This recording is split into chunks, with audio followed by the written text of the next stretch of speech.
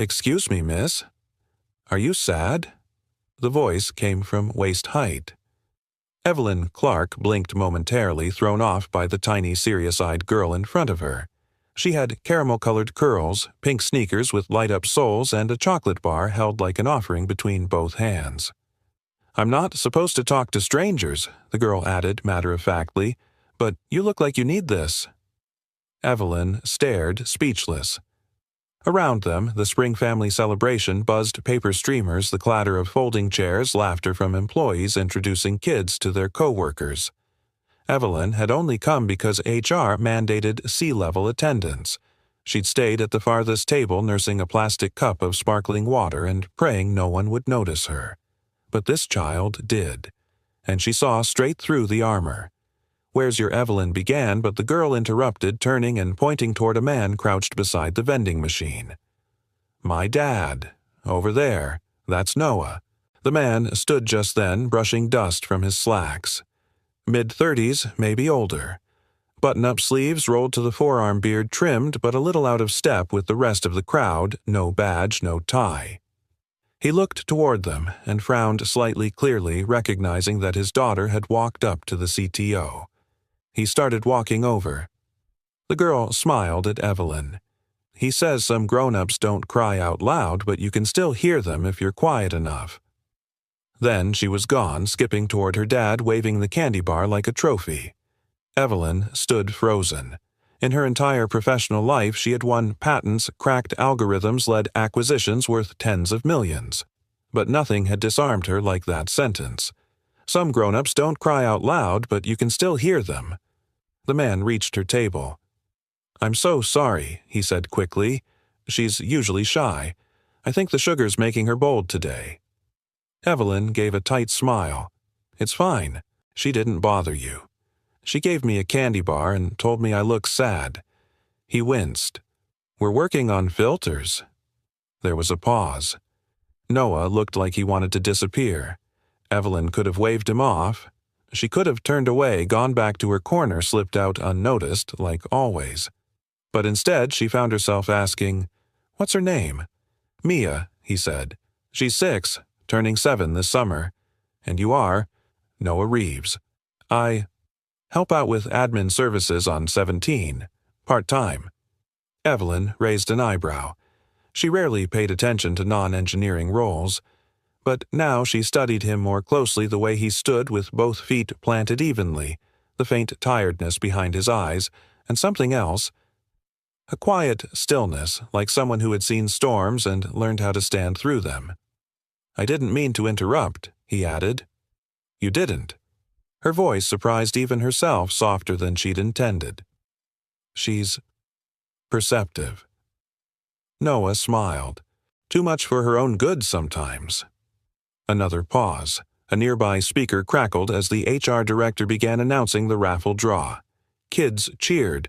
Mia's name was called and she squealed from across the room. Noah gestured toward her. "Duty calls." Evelyn nodded. "Go be the hero." Noah gave a brief smile and walked off, disappearing into the crowd. Evelyn sat back down, fingertips brushing the surface of the unopened candy bar. Almond caramel. Not her favorite, but Mia wouldn't have known that. She stared at the wrapper like it might answer a question she hadn't dared to ask herself in months. That night alone in her apartment, Evelyn did something she hadn't done in over a year. She opened the second drawer of her bedroom dresser. Tucked beneath an old scarf was a small ultrasound photo, grainy black and white with the date stamped in the corner, April 3rd, 2021. She held it without crying. There weren't tears left. Only silence and the kind of ache that lived in bone marrow. For months she had mastered the art of pretending. Showing up, coding late, smiling politely in investor meetings. But that child, that 6-year-old stranger, had pierced through it all with 5 words. "Are you sad?"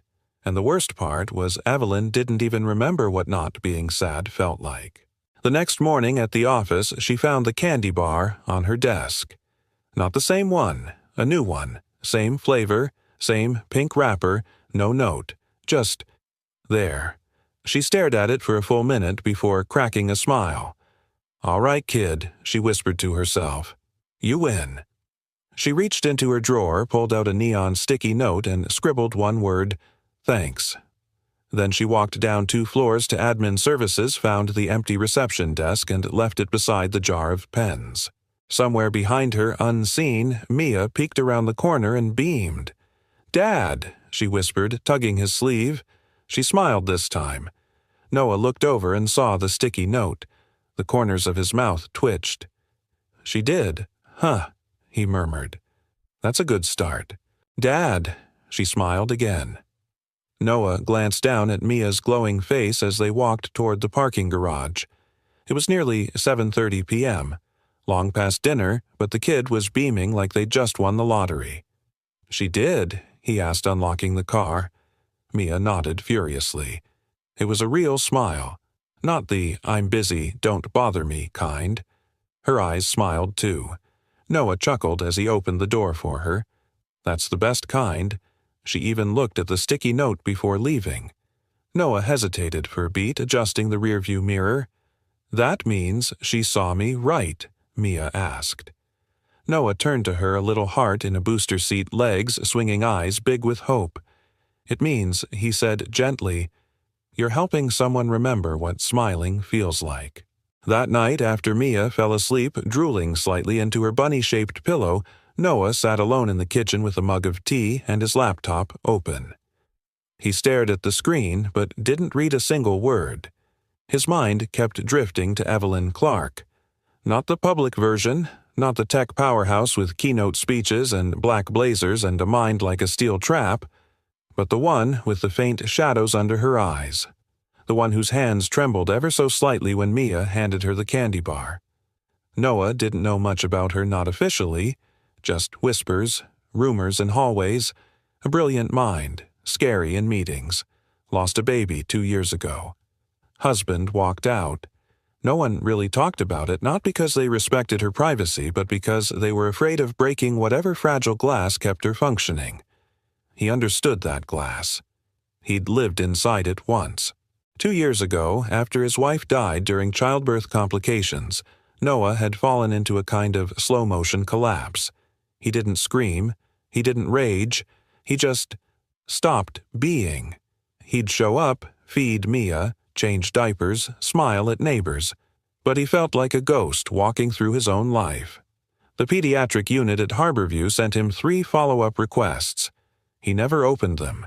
He packed up his white coat, folded it once, and never touched it again. He couldn't fix what he'd failed to save, and he didn't know how to explain to a toddler why the person who used to sing to her tummy was suddenly gone forever. So he just listened. He watched how Mia pointed to things when she couldn't name them. He learned the difference between a hungry cry and a lonely one. He learned that being present meant more than having the answers, and that sometimes the only thing you can do for a person in pain is sit quietly beside them until they can feel their own heartbeat again. The next morning, as he dropped Mia off at the school gate, she tugged his sleeve before hopping out. "Can I draw her something?" she asked. "Evelyn," she nodded. "I think she needs more colors." Noah smiled. "All right, you make it. I'll deliver it."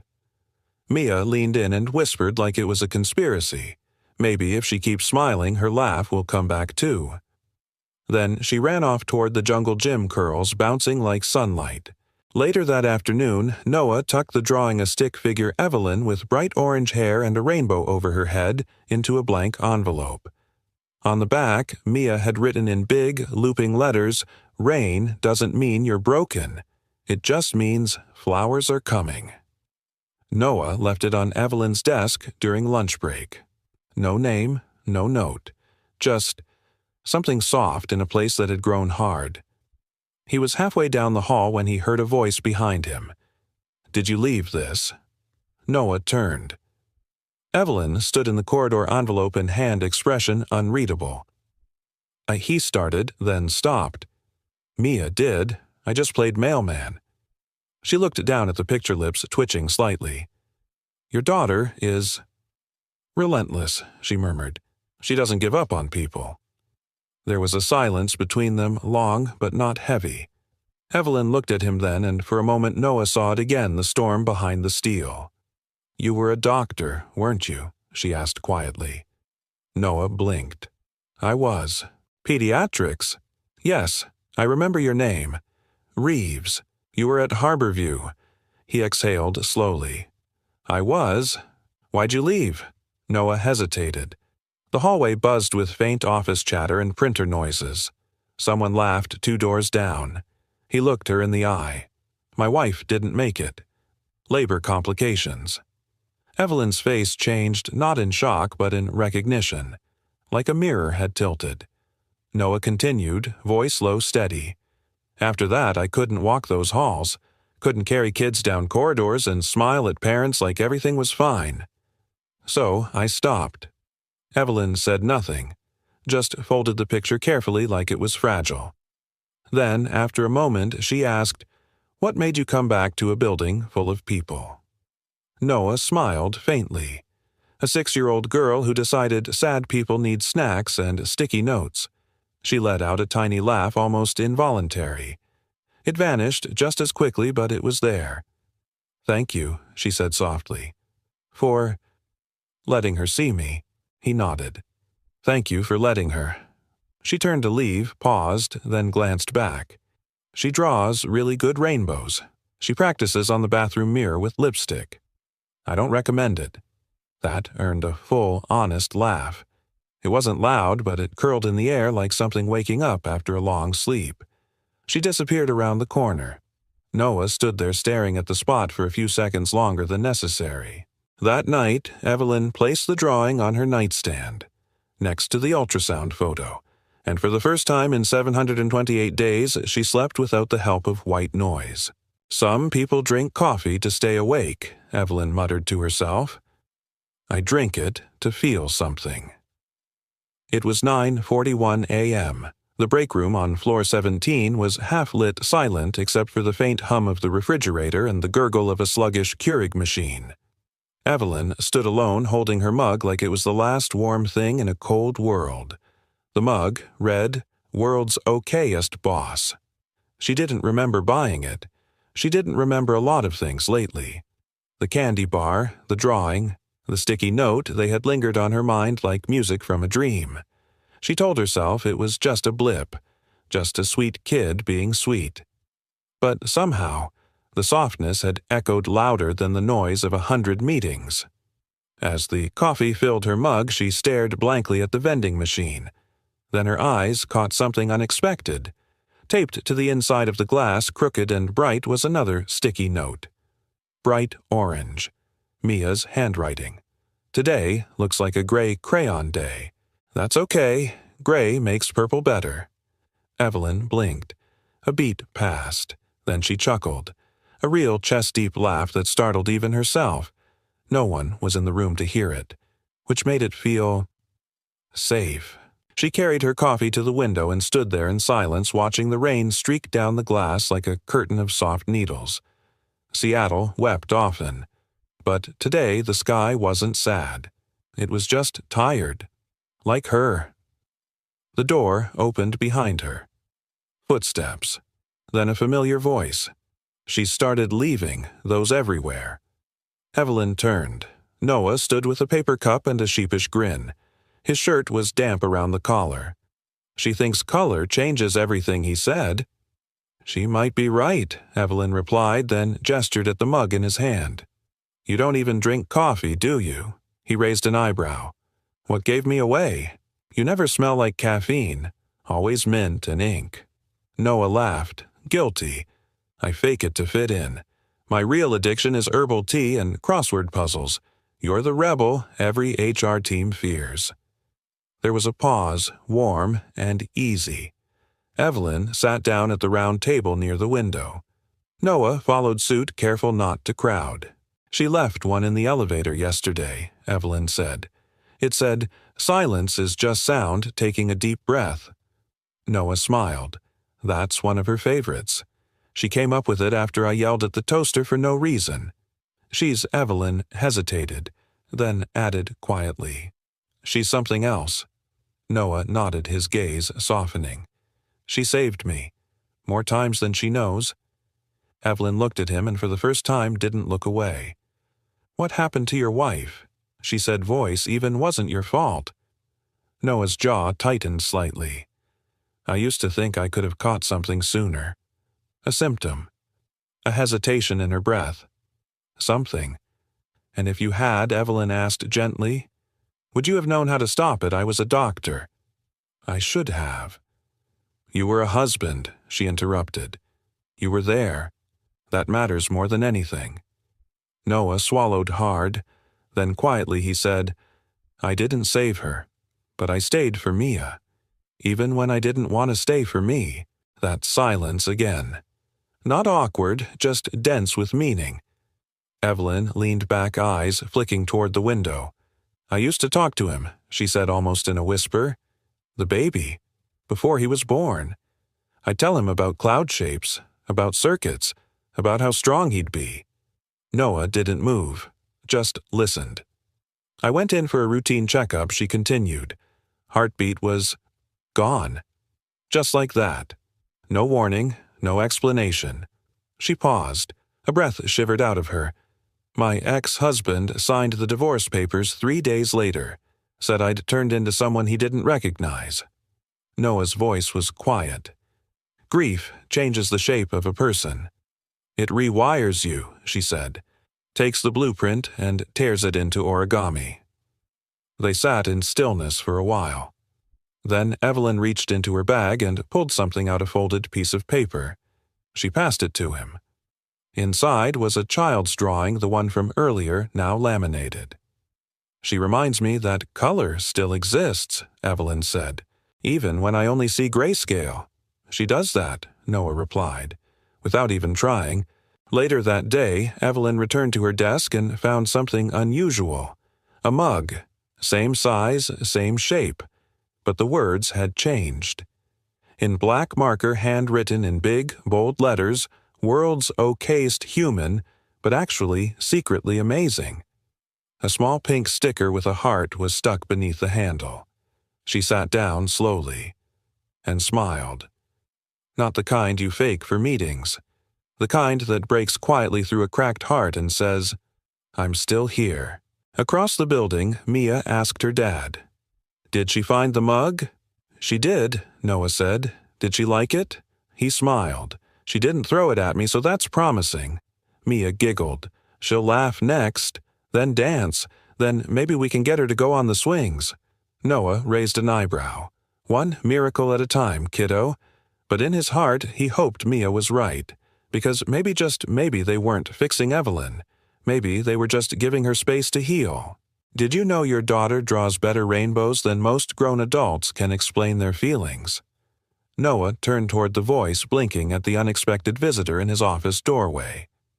Evelyn leaned against the frame, arms folded, expression unreadable, but her tone held something lighter than he was used to. He smiled faintly. "I'll let her know she's redefining emotional intelligence." Evelyn stepped inside. She wore a dark gray blazer over a navy tee, casual by her standards. No heels today, just clean white sneakers and a strange glimmer in her eyes, like she'd spent the morning remembering what it felt like to breathe. "I came to return something," she said. She handed him a folded paper. It was one of Mia's earlier drawings, the one with Evelyn in the center holding a mug, a rainbow over her head. On the back in purple crayon, Mia had written, "You're not broken. You're becoming." Noah held the paper gently, like it might dissolve. "She gave this to you," he said. "I know," Evelyn replied. "But it's not mine. It's yours. You raise the kind of child who gives away light without asking what it costs." There was a silence after that. One of those silences that says more than words can reach. Evelyn sat across from him, their knees almost touching under the small desk. "Do you think healing is a destination?" she asked suddenly. Noah tilted his head. "I used to." And now, he thought for a moment. "Now I think it's more like a dance. Some days you lead, some days you follow, some days you just sit on the floor and listen to the music." Evelyn smiled. Mia said something similar. She said, "Sadness isn't bad. It's just love sitting down for a rest." "She's 6, Noah said, but she sees with ancient eyes." Evelyn's gaze dropped to her hands. "I couldn't hold him," she whispered. After the heartbeat stopped, I froze, the nurses asked. I said no. I thought, if I didn't touch him, maybe he wasn't real. Noah's voice was barely audible. He was real. Her throat tightened. "I've spent 2 years trying to be strong enough to deserve a child I never got to love." Noah leaned forward, resting his arms on his knees. "You don't earn a child's love by being strong," he said. "You love them first. That's the only qualification." Her eyes shimmered, but she didn't cry. "Do you ever stop missing them?" she asked. "No," he said. "But you stop being afraid of the missing. It becomes familiar, like a shadow that doesn't scare you anymore." Evelyn nodded slowly. "Then Mia told me yesterday. I reminded her of someone." "Oh," she said, "you're like my mom but without the singing voice." Noah smiled wide, surprised, touched. "She must have really meant it," he said. "She doesn't bring her mom up often. She said her mom used to look at her like she was a story waiting to be told." Noah's eyes softened. That's exactly how she looked at her. There was a long pause. And then Evelyn whispered, "She looked at me like that." Noah didn't reply. He just reached out, and for the first time their hands met, not in comfort, not in rescue, but in quiet solidarity. That weekend, Evelyn did something out of character. She accepted an invitation to a small community art fair Mia's school was organizing. No press, no gala dresses, just string lights, painted faces, and construction paper taped to fences. Noah and Mia were already there when she arrived. Mia spotted her instantly and ran over. "You came," she beamed. Evelyn bent down. "Of course, I wanted to see your masterpiece." Mia tugged her hand eagerly and led her to a row of hanging artwork. "This one's you," Mia declared proudly, pointing at a sketch of a tall woman in a blue coat standing under an umbrella made of books. Raindrops fell around her, but none touched her. The umbrella caught them all. Evelyn blinked. "Why books?" "Because you know everything," Mia said, simply. "And even when it rains, you always look like you know what to do." Noah watched from a few steps away, his hands in his jacket pockets. His eyes didn't move from them. After a long moment, Evelyn asked softly, "Can I hug you?" Mia nodded. It wasn't a dramatic hug, no tears, no music, just arms wrapped around arms, cheek to shoulder. But to Evelyn, it felt like the first real embrace she'd had in years. A child who didn't need her to be impressive, just present. On the way home that evening, Noah drove in silence for a while. Then he said, "She's attached to you." I noticed Evelyn said. "She hasn't said it, but she looks at you the way she used to look at her mom. Like you're safe, like you're home." Evelyn didn't answer immediately. "Then I'm terrified." "Of what? Of not deserving her. Of not deserving this." Noah pulled over to the curb and parked. He turned to her. "Evelyn," he said, voice steady, "what if it's not about deserving love? What if it's about choosing to stay close to the people who remind you how to feel again?" Evelyn looked down at her lap. "Then I choose you," she whispered. "Both of you." That night, back at home, Mia placed a new drawing on her nightstand. It showed 3 stick figures. One tall with a brown beard, one smaller with curly hair and a backpack, and one in the middle with a calm smile and a heart on her shirt. Above them, in glittery ink, it read, "Family doesn't always knock. Sometimes it just walks in quietly and stays. Elevators aren't supposed to sigh right." Mia's voice cut through the hum of the descending lift. Noah glanced up from the floor numbers which had just frozen between levels 11 and 12. The overhead lights flickered, and the metal box beneath their feet let out a groan like an old man settling into a chair he didn't trust. Beside them, Evelyn looked up from her phone. "That didn't sound like a scheduled maintenance groan," she said calmly. Then, with perfect cinematic timing, the elevator jerked once and came to a full stop. Everything went quiet. No buzz, no fan, just the faint echo of their breathing. Noah pressed the emergency button.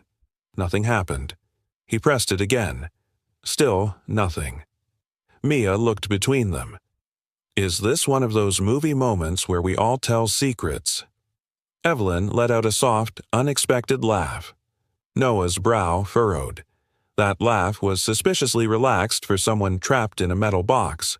I've been through worse, Evelyn replied, tucking her phone away. Besides, I'm with the guy who can MacGyver a coffee machine out of printer parts. I think we'll survive, flattering Noah said. But my last great engineering feat was assembling IKEA furniture without crying. Mia giggled, and the sound lightened the air. Noah crouched beside the control panel and pried it open. He studied the wires, but the circuit board was fried. Probably a short from the morning storm. Seattle's weather was dramatic when bored. Well, Evelyn asked. Bad news, he said. I'm not certified for elevator miracles. Mia leaned against the mirror-lined wall. It's okay. I like it here. It's cozy. Of course you do, Noah muttered. You've never seen speed. Evelyn stepped back from the door, exhaled slowly, then reached into her coat pocket and pulled out a mini pack of jelly beans. She looked at them both. Emergency protocol rainbow sugar. Mia's eyes lit up. Where were you during my last budget meeting? Noah asked, accepting a blue one. Evelyn handed Mia a red one and took a green herself. The silence returned, but now it wasn't hollow. It was soft. Mia sat cross-legged on the floor, drawing patterns on the foggy glass with her finger. After a few minutes, she asked quietly, Do you think elevators are like people? How so? Evelyn asked. Sometimes they get stuck between where they were and where they're going, Mia said, and they just need time before they move again. Evelyn blinked, then turned to Noah. She's 6, right chronologically, he said. Emotionally, I think she's a retired poet. Evelyn looked at Mia again. If that's true, then I guess we're all elevators sometimes. Mia grinned, especially on Mondays. 15 minutes passed, then 20. No service, no rescue, just the 3 of them in a pause between floors and lives. Noah leaned his head against the wall. Eyes closed. Evelyn sat beside him. I used to hate silence, she said suddenly. I'd fill it with noise, podcasts, emails, anything. Noah opened his eyes. And now I think silence is honest. It doesn't pretend. He looked at her. Really looked. There was a fragility in her face, not weakness, but truth, like the glass was finally allowed to crack. I never told anyone this, she said, but after I lost the baby, I'd get into my car and scream. Noah didn't speak. He didn't flinch. I never cried in front of anyone, she continued. Not even my husband. And the day he left, I didn't ask him to stay.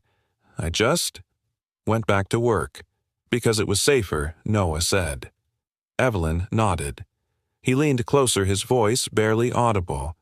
You know, sometimes I think grief isn't just sadness. It's love with nowhere to go. Evelyn closed her eyes.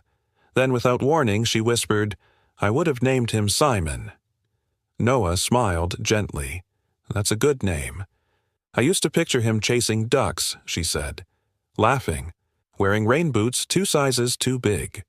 A single tear rolled down her cheek. Noah didn't wipe it away. He let it fall. Because some tears deserve the journey. A soft ding echoed. The elevator lurched gently, then resumed its descent. Floor 9. Floor 8. Floor 7. Mia stood up, brushing off her pants. See, she said. Told you elevators just need time. Evelyn laughed. This one was different. It filled the space. Rich. Warm. Alive. When the doors slid open at the lobby, no one rushed out. They stood for a moment, just stood as if leaving the box meant stepping back into a world that wasn't quite ready for what had changed inside. Finally, Mia took Evelyn's hand. Next time we get stuck, she said, Can we bring stickers? Evelyn squeezed her hand. Next time, we bring stickers and glitter." Noah chuckled. "You two are dangerous together."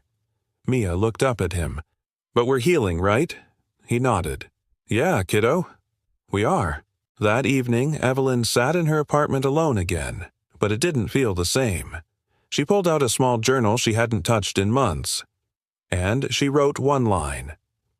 "Today, I got stuck between floors and found pieces of myself I didn't know I was missing."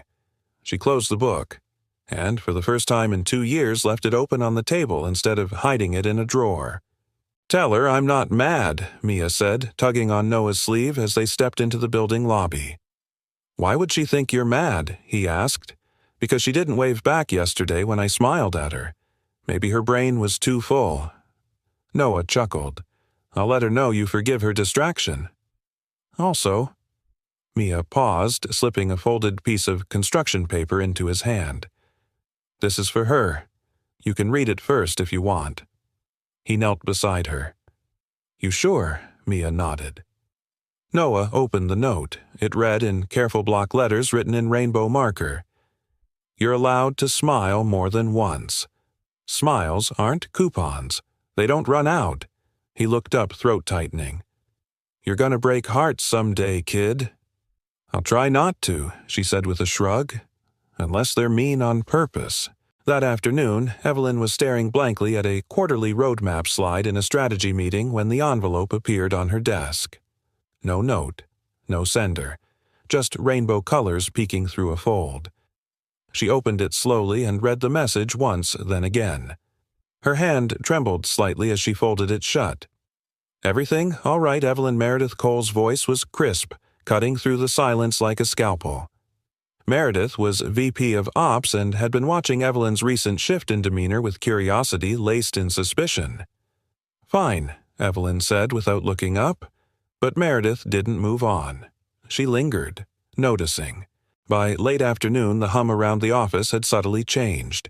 Whispers, pauses in hallway chatter, smiles that didn't quite reach the eyes.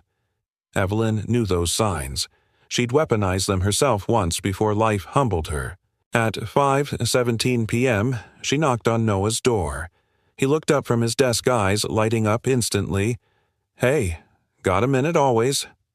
She stepped in and shut the door behind her. Then she held up the folded note. "You gave her this?" He shook his head. "She did, but she asked me to deliver it. She's dangerously good at timing." Noah smiled. "She says feelings have schedules and hers show up early." Evelyn sat down, exhaling slowly. "They're talking," she said flatly. Noah's brow furrowed. "Who people? About us? About this?"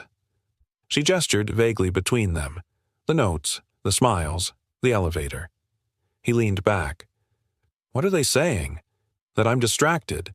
That I'm attaching to someone beneath my pay grade? That I'm not the same since I came back?" Noah's jaw tightened. "I can talk to someone," he offered. "Make it clear this isn't—" "No," she said. "Don't. It'll just confirm the narrative." She looked away. "It's not about the rumors," she added. "It's that I started caring again. And the moment you care, people start sharpening their knives." Noah was quiet for a moment. Then, "Do you regret it?" She turned to him slowly. "Regret what letting us in?" Evelyn studied his face. Honest, steady, not asking for anything, just offering to hold whatever answer she gave him. "I don't regret feeling again," she said softly. "I regret not having the armor ready for when I did." He nodded, understanding in the way only someone broken and rebuilt could. "I've been on that floor," he said, "where you start building a new version of yourself and someone tries to bulldoze it before the cement dries." She let out a shaky breath. "I'm not fragile," she whispered. "No," he said. "You're unfinished. And that's a hell of a lot braver." The next morning, Meredith Cole walked into the executive meeting room 10 minutes early and found Evelyn already seated flipping through a folder. "Didn't expect you here before coffee," Meredith remarked, settling into her chair. "I couldn't sleep," Evelyn replied calmly. "Thought I'd get a head start on reminding people I still know how to lead." Meredith offered a tight smile. People talk when things change. That's not personal. It is when they aim it at the child of someone they barely know. Meredith tilted her head. It's not about the child. It's about clarity. People follow certainty, not softness. Evelyn snapped the folder shut. There's a difference between softness and substance, she said. You used to know that. Meredith's expression didn't flicker, but her fingers curled ever so slightly around her pen. That evening, Evelyn stood at the edge of the company's garden terrace. It was misting lightly, the kind of rain Seattle was known for, too soft for umbrellas, too steady to ignore. Noah joined her hands tucked in his jacket pockets. She's worried about you, he said quietly. Who, Mia? She thinks your smiles are getting thinner. Evelyn exhaled, watching the fog swirl with her breath. I miss her, she admitted. She's right upstairs. I know, I just don't know how to deserve her yet. Noah turned to her. You keep using that word. Deserve. Like love's a trophy you earn by bleeding enough. Evelyn looked at him. And what is it then? It's a chair, he said. You pull it up, you sit, you stay. She stared at him. Then she whispered, You always make things sound simple. I don't. I just don't believe in making pain more complicated than it already is. She smiled, a tired smile, but a real one. Back in her apartment, Evelyn opened her drawer and added a new note to her growing collection. This one read, You're allowed to smile more than once. She placed it between a folded drawing and a printed email from HR. Let the world talk. She had a 6-year-old pen pal reminding her of joy, and a man who didn't flinch when she fell apart. That was enough to keep going. For now. The rooftop was strung with warm Edison bulbs casting soft golden halos over white tablecloths and glassware that caught the fading Seattle skyline like a memory. Laughter swirled with jazz, and for once the office crowd felt less like a company and more like people trying to remember how to celebrate something. Evelyn arrived late. Intentionally. She'd stood in her closet for 20 minutes debating whether to go at all. In the end, Mia's voice had echoed in her head. Just because people don't clap doesn't mean you didn't dance. So she came. Navy dress, hair down, minimal makeup, but with a quiet strength in her posture that said, I am showing up for myself. Noah saw her first across the terrace near the bar. He nearly dropped his drink. You look, he began. Like I almost didn't come, she finished smiling faintly. He laughed. You clean up like a slow burn. And you still flirt like a man who's not sure he's allowed to. Noah stepped closer. You're allowed to smile more than once, remember. She laughed. Soft. Real. I think I might test that theory tonight. They weren't the only ones watching. Near the dessert table, Meredith Cole sipped her wine with eyes that missed nothing. She was magnetic in the way dangerous people are polished, smile-controlled tone, and an uncanny ability to twist sincerity into liability. She moved toward the center of the gathering, then, with theatrical innocence, tapped her glass. The chatter dimmed. I just want to thank everyone, Meredith said, voice sugar-dusted. This has been a beautiful quarter. Strong performance, tighter alignment, and one of the best morale boosts we've seen in years. She looked directly at Evelyn. Some of us have even rediscovered our laughter. A polite chuckle rippled through the group. Evelyn's spine stiffened. Meredith continued. I think we all know this industry isn't built for the soft-hearted. But sometimes, just sometimes, the people who've been silent the longest return with the loudest lessons. More nods, more claps, then the dagger.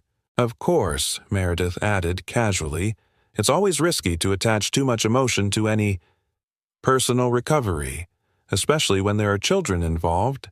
Blurred boundaries, favoritism, workplace perception, it's a fine line. The air changed. Laughter died. Noah's fingers curled around his glass. Evelyn stood frozen, not from surprise, but from the precision of the blade. Meredith hadn't just implied scandal, she'd seeded doubt, publicly, under the guise of concern. "I'm sorry," Evelyn said aloud, calm but clipped. "Is there a point to this?" Meredith blinked, lips parted in mock confusion. "Only that we all want what's best for the team," she said smoothly. "And that includes ensuring emotional entanglements don't cloud leadership." Silence. Then Evelyn stepped forward. No quiver in her voice, but 1,000 storms in her eyes. "Leadership is not about keeping your heart out of it," she said. "It's about knowing how to lead, even when your heart is broken. Especially then." Gasps. Someone dropped a fork. Noah moved to her side gently, not as rescue, but as anchor. Evelyn held her ground. Then, without another word, she walked out. She didn't cry on the elevator. She didn't cry in the parking garage. She made it all the way to the front door of her apartment before the tears came. And when they didn't fall like a storm. They collapsed. Quiet. Heaving. Like her ribs had become gates too weak to hold grief anymore. She slid down the doorframe phone still in hand. 3 missed calls from Noah. 1 message from Mia. "Are you okay?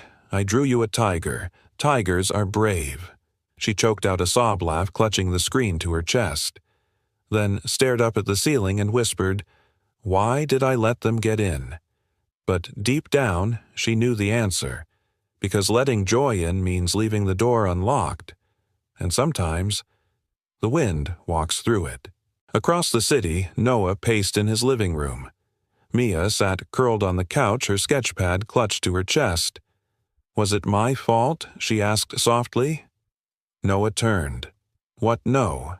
Never." She said people were mean to her. Because of us. He knelt beside her. "No one is ever mean because of love's sweetheart. They're mean because they don't remember how to feel it themselves." Mia bit her lip. I just wanted her to smile. And she did. Then it went away again. Noah pulled her close. "She smiled because of you. And when she finds it again, it'll be stronger. Because now she knows it wasn't pretend." At midnight, Evelyn sat at her kitchen table in silence. The laminated drawing Mia gave her, the one with the heart and umbrella, lay face down. She reached for her journal. Wrote only 1 line. "Maybe love is not what saves you. Maybe it's what stays beside you while you break." She tore the page out, folded it, and tucked it inside the envelope with Mia's last note. Then, finally, she let herself sleep, not because the ache had vanished, but because for the first time, she wasn't carrying it alone. It had been 3 days. 3 days since the rooftop party. 3 days since Evelyn walked out of a room full of people who applauded her comeback, and then tore it apart.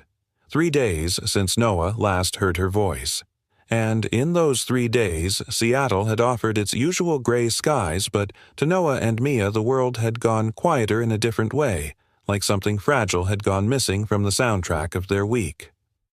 "Do you think she's mad at us?" Mia asked, chin resting on the kitchen table.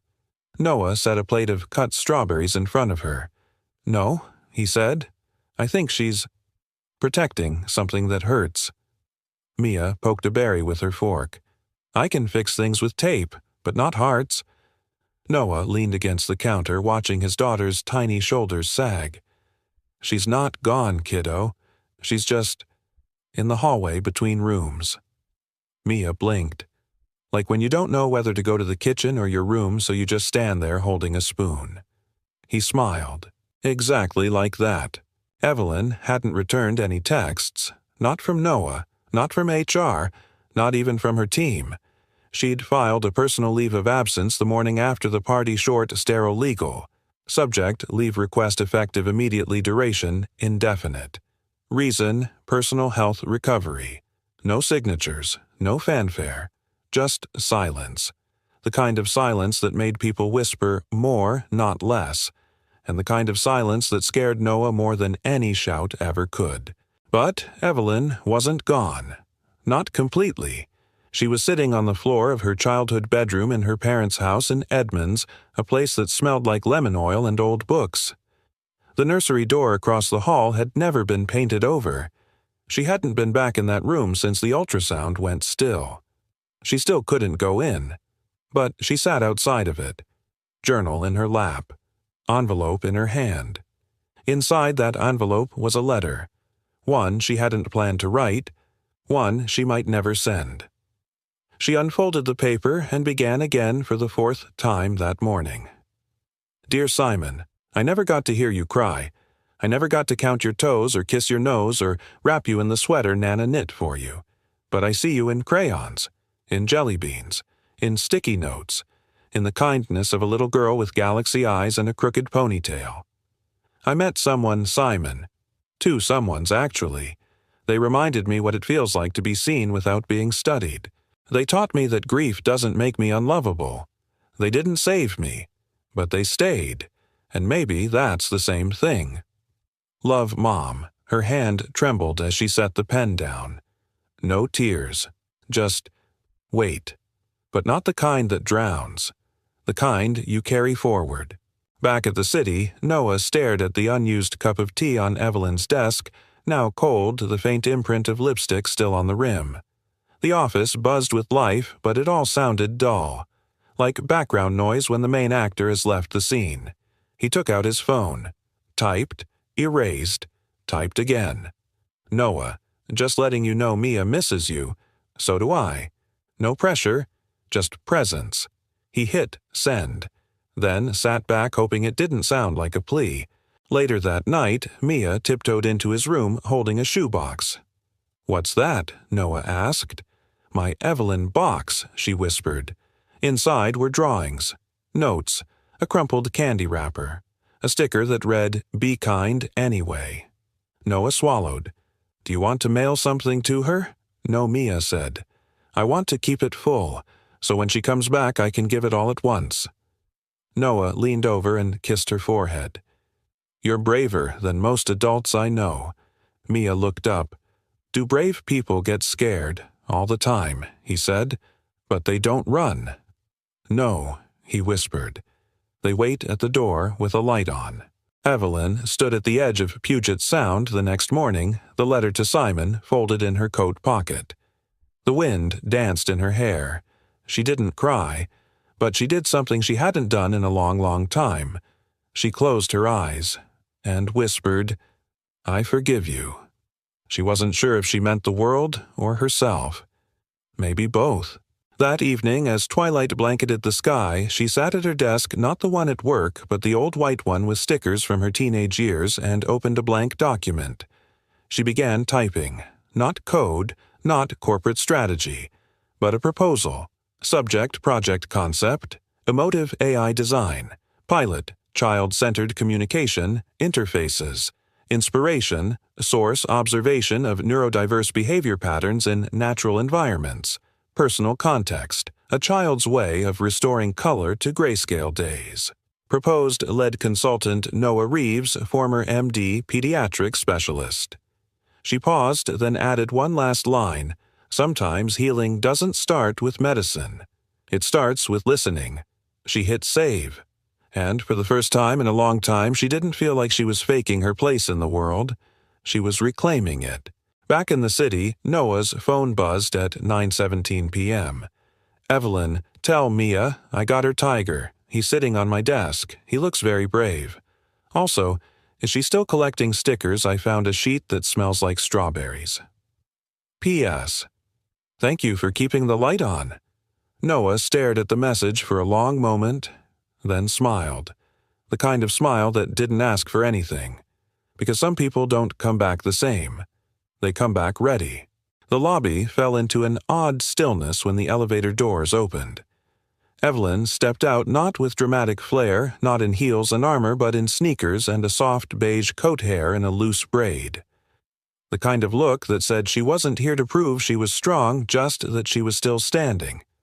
She moved through the hallway like a breeze familiar but unexpected, carrying no bag, only a thin envelope clutched in her hand. No one stopped her, but everyone noticed. She arrived at the admin desk on 17 just after lunch. Noah looked up mid-sentence with a temp assistant and froze. Their eyes met. It wasn't surprise, it was recognition. A quiet, I was hoping you'd come back, but I wasn't going to ask you to. Hey, she said softly.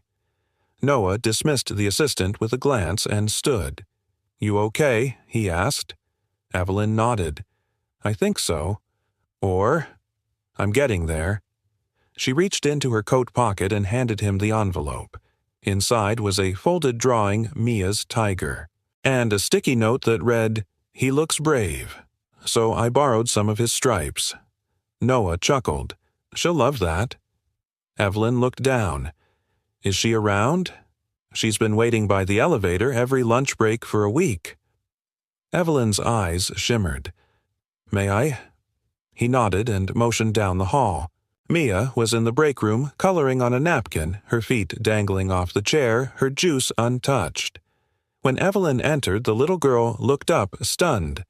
Then she whispered, "You came back." Evelyn knelt. "I missed you," she said. "I missed you more," Mia replied, wrapping her arms tightly around Evelyn's neck. The hug was fierce. Fiercer than anything Evelyn had expected from arms that small. "I saved all your notes," Mia mumbled into her shoulder. "I saved your tiger," Evelyn whispered back. "He sat on my desk the whole time." Mia leaned back just enough to see her face. "Are you still sad?" Evelyn paused, then answered honestly, "Sometimes. But I'm also a little less scared of the sadness now." Mia smiled. "That's what brave looks like." Later that day, Evelyn sent a short internal memo. "Just a few lines to my team, thank you for the grace of space. I'm back, with a heart full of intent. Let's do work that matters." EC replies poured in. Short, warm, welcome back. But Evelyn didn't read them all. She had somewhere else to go. They drove in silence. Noah behind the wheel. Evelyn beside him. Mia in the back, humming to herself, clutching a wildflower bouquet she'd picked from the community garden. The road wound toward the quiet edges of the city, toward a place Noah had never been invited to before. Evelyn's voice broke the silence. "I haven't brought anyone here." "You don't have to," Noah said gently. "I know, but I want to." She turned in her seat. "Mia, would you come with me?" Mia nodded solemnly. "Do I get to meet him?"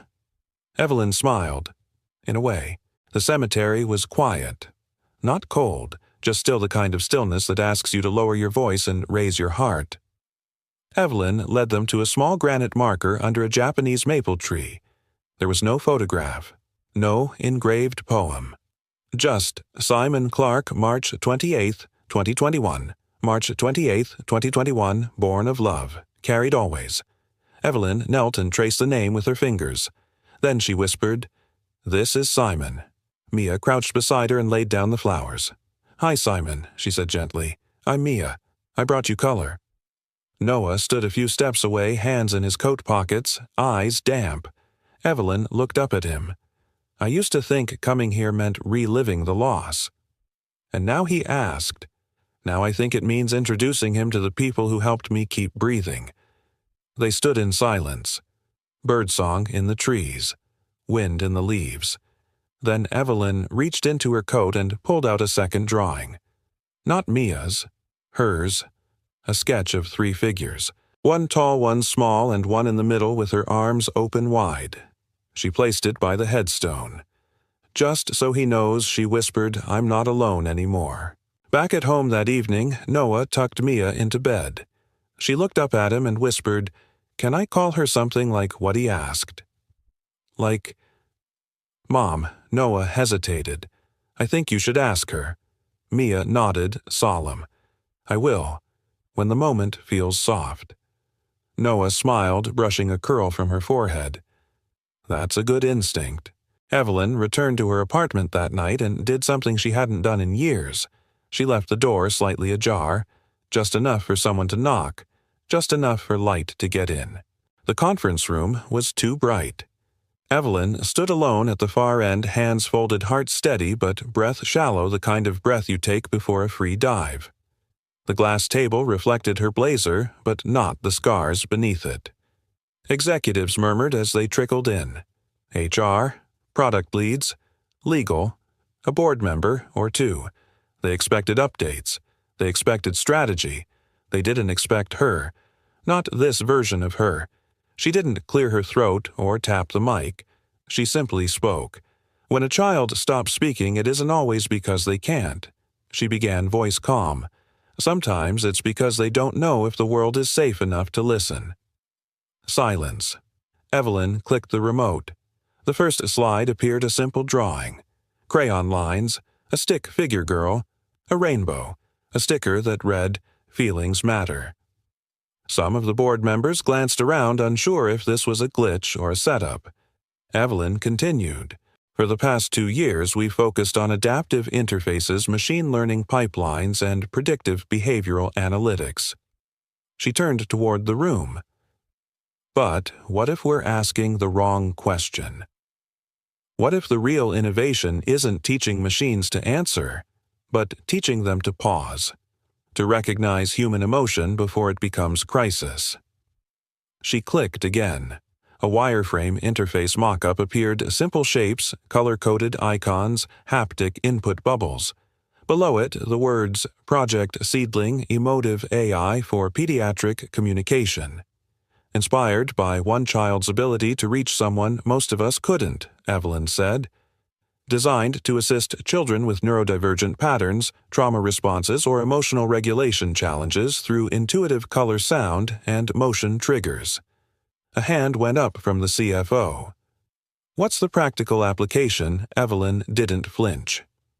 Imagine a school tablet that adjusts tone when it senses rising cortisol levels in a child. Imagine an ER intake system that communicates through play instead of forms. Imagine a platform that listens even when words aren't used. The room shifted, eyes narrowed, minds turning.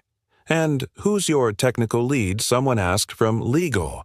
We'll need HIPAA advisors, pediatric compliance. Evelyn stepped forward. Noah Reeves, she said clearly.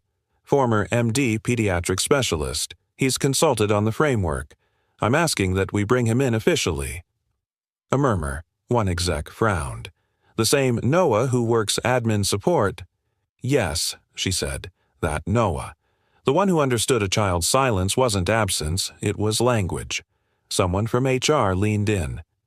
And your connection to him, are you declaring any personal involvement? Evelyn didn't blink. I'm declaring this. If emotional clarity is now a liability, we've built the wrong kind of company. Dead silence. Then a slow clap. It started with the design director, then engineering, then others. Not polite, not performative, but real. Because for the first time in a long time, someone stood in that room and didn't sell a vision, she revealed it. After the meeting, Evelyn found Noah waiting in the hallway holding a coffee with her name scrawled in childlike handwriting, Miss Ev. I saw a few execs looking dazed, he said. You give them a new religion. She took the cup, smiling. I gave them a mirror. And me. What did you just give me? She looked at him suddenly shy. I gave you a job offer. Noah blinked. Wait. Seriously, consulting position. Official. Temporary. For now. Evelyn stepped closer. You know more about emotional mapping in children than anyone I've ever worked with. You understand silence. You live in nuance. And if we're going to build a product that feels before it responds, we need you. He stared at her. I thought this was your journey. She shook her head. No, it was never mine alone. I just had to stop bleeding long enough to see who was holding the bandages. He laughed under his breath. That might be the most romantic job offer I've ever received. Wait until you see the benefits, she murmured. He reached out gently, brushing his thumb along the back of her hand. Tell me something, he said. Why now? Evelyn didn't look away. Because I don't want to just heal anymore, she whispered. I want to build from it. That night in the break room, Mia placed a sticker on Evelyn's mug. It was a gold star. Under it, she'd written, for brave pitches and good hearts. Evelyn held the mug close. Do you think we're allowed to be happy? Mia. The girl tilted her head. You mean now? Evelyn nodded. Mia grinned. If not now, then when Noah chuckled from the doorway. Evelyn raised her mug in a quiet toast. To now, she said, and they all clinked imaginary glasses in the soft, humming light of something that finally felt like beginning. It was the first birthday party Evelyn had attended in years. Not a corporate dinner, not a charity gala with polite handshakes and brittle laughter. A real birthday. With streamers taped unevenly across the windows balloons in too many shades of pink and a sixth candle that Mia insisted on adding because I liked 6 better than 7. Evelyn stood in the corner for a moment, just watching.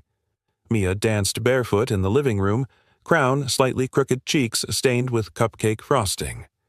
Noah sat cross-legged on the floor cutting shapes out of construction paper like it was the most important task in the universe. There was no music, just giggles, and the sound of life moving forward.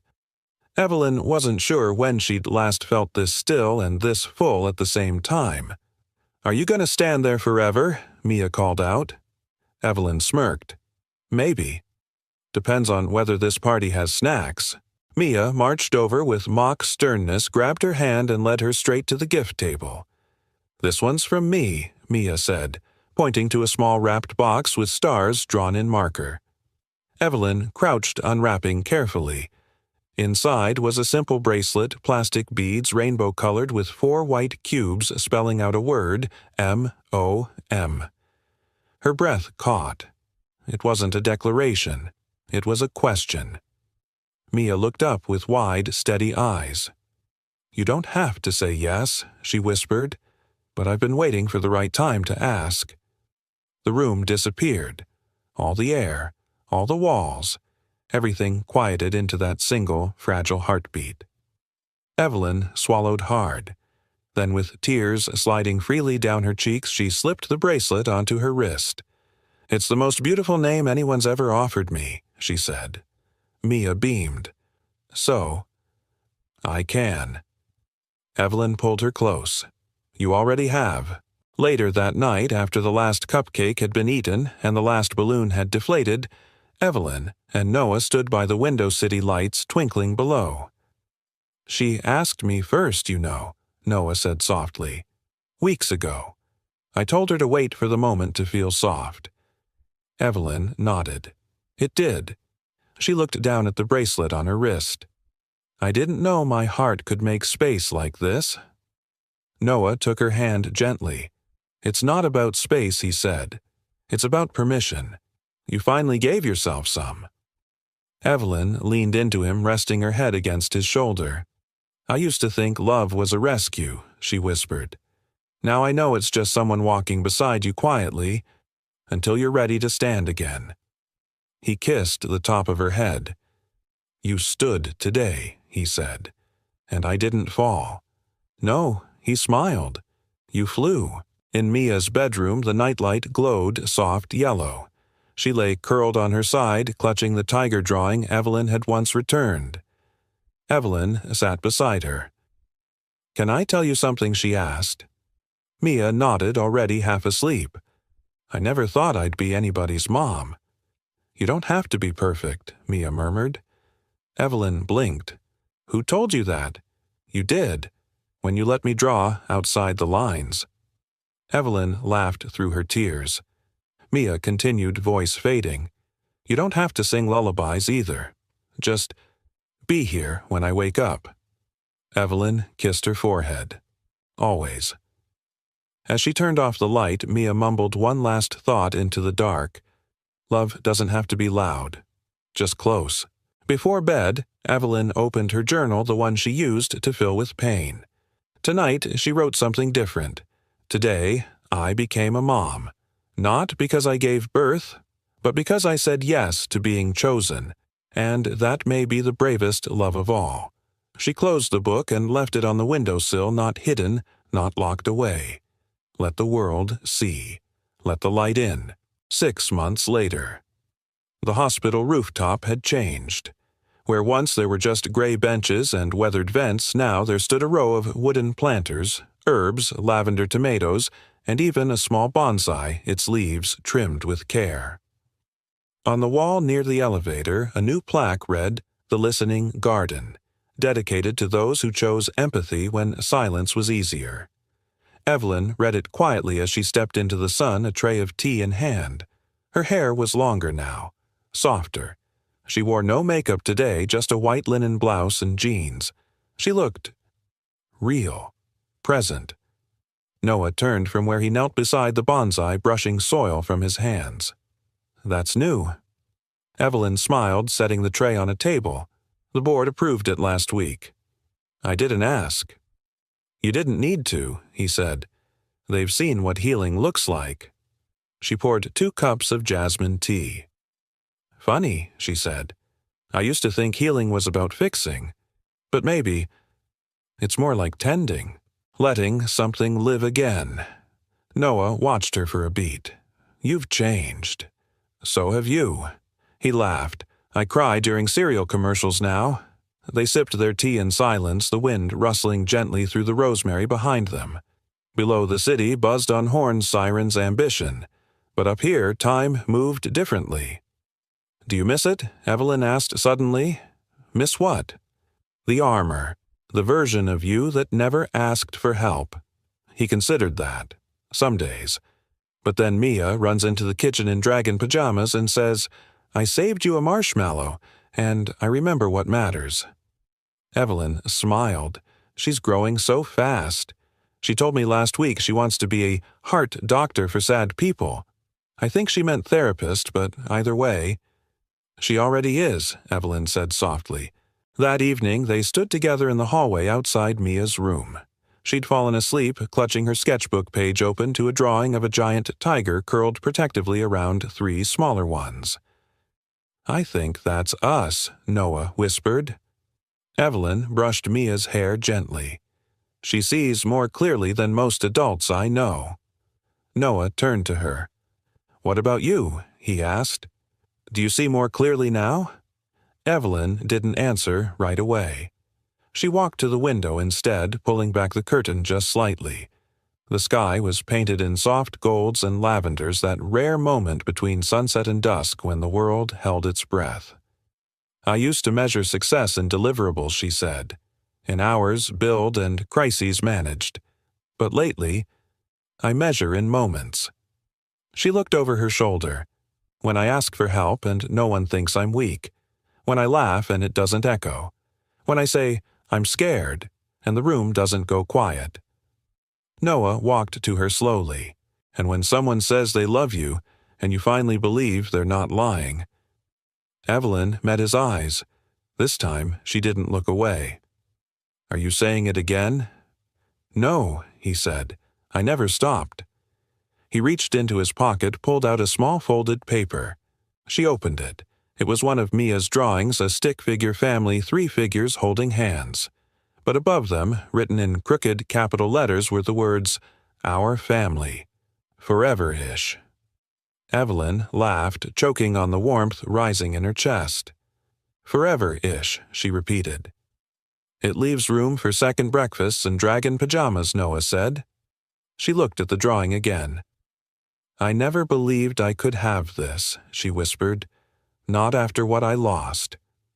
"You didn't have to believe," he said. "You just had to stay long enough to be surprised." That weekend, they hosted another gathering, not a birthday this time, but something smaller. Just a Sunday brunch. Miss Ortiz brought tamales. Marco brought his famous lemon bars and a Bluetooth speaker. Rena arrived late, holding a plant labeled low maintenance like me. Darius and Meredith even came, and when Evelyn handed Meredith the tea without a word, something quiet passed between them. Not forgiveness, but maybe truce. Evelyn didn't make a speech. She didn't have to. She just stood in the middle of it, all the laughter, the stories, the light pouring through the windows, and exhaled. That night, after everyone had gone, Evelyn stood at the rooftop again. Alone. She traced the edge of the bonsai, remembering the night Noah found her there, broken brittle. Now the tree had taken root. So had she. She opened her journal, the same one she once used to chart grief. Now she wrote one final page. Healing is not a destination. It's a garden. You tend it. You water it. You show up for it, especially on the days you'd rather run. She signed it E.S., not the CEO, just Evelyn. Then, for the first time, she left the journal on the bench open, in the wind, where others might read it, where the story might continue. And maybe that's the lesson we all needed today. Sometimes healing doesn't come with fireworks. Sometimes it's a quiet rooftop, a child's drawing, a hand held when you thought no one would stay. If you've ever gone through something that left you feeling alone, unseen, unheard, we want to hear your story. Drop a comment below. Where are you watching from tonight? Has someone ever changed your life? Just by listening. This channel was built for moments like that, for stories that make us pause, feel, heal.